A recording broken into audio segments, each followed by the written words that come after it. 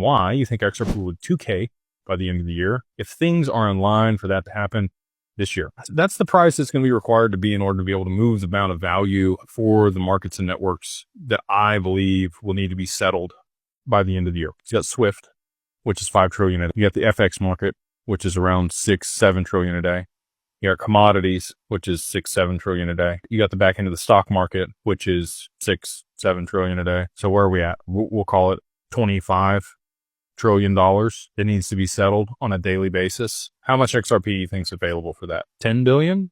10 billion XRP? So if you want to do the math, that would be a $2,500 XRP if it was used one time a day. And there's 10 billion available. Okay. Maybe there's more than that available. Maybe it's used more than that once per day. And in that case, maybe the price is lower than 2K. But you've also got spot ETFs. You've now got businesses buying up XRP as part of their treasury. You've got exchanges that'll likely be using XRP in its DEX for liquidity after Tether goes. You've got other people that are going to utilize XRP for a treasury asset on their balance sheet that are going to want to buy it. Sovereign wealth funds are going to want to buy it. You're going to need XRP to be able to pay fees to tokenize real estate like they are in the Middle East.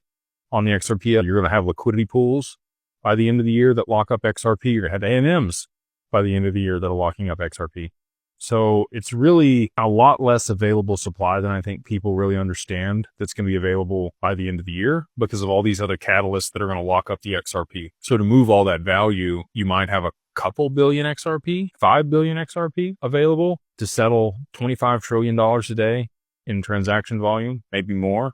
Maybe there's other markets that I haven't even considered that'll be settling across the XRP by the end of the year. I think 2K is very reasonable with all of the different factors that are going to lock up XRP and limit the supply and the availability for the amount of demand that's